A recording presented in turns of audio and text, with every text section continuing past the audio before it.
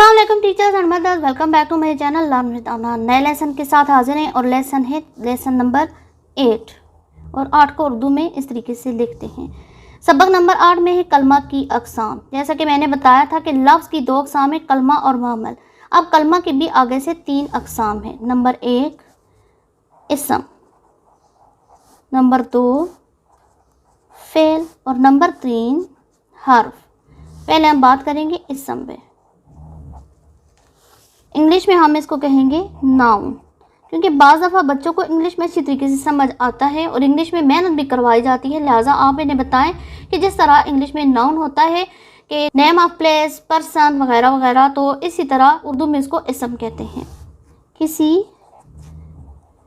शख्स, चीज़ या जगह के नाम को इसम कहते हैं। Number 2 fail. इंग्लिश में इसको कहा जाता है वर्ब। वो कलमा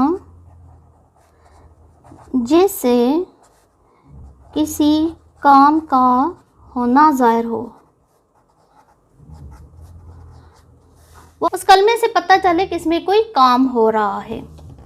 आगे आ जाता है हर्फ। हर्फ ना इसम है ना फ़ेल है, बल्कि ये कनेक्शन पैदा करता है इसम और फ़ेल के अंदर। इसम और फ़ेल के दरमियान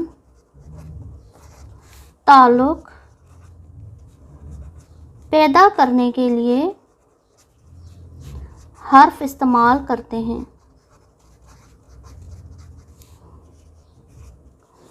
जैसा कि में, से, पर, तक।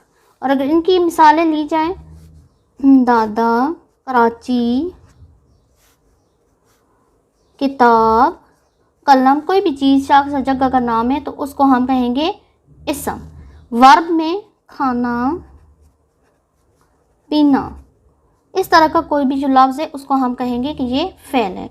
आई होप कलमा की अक़साम आपको अच्छी तरीके से समझ आ गई होंगी।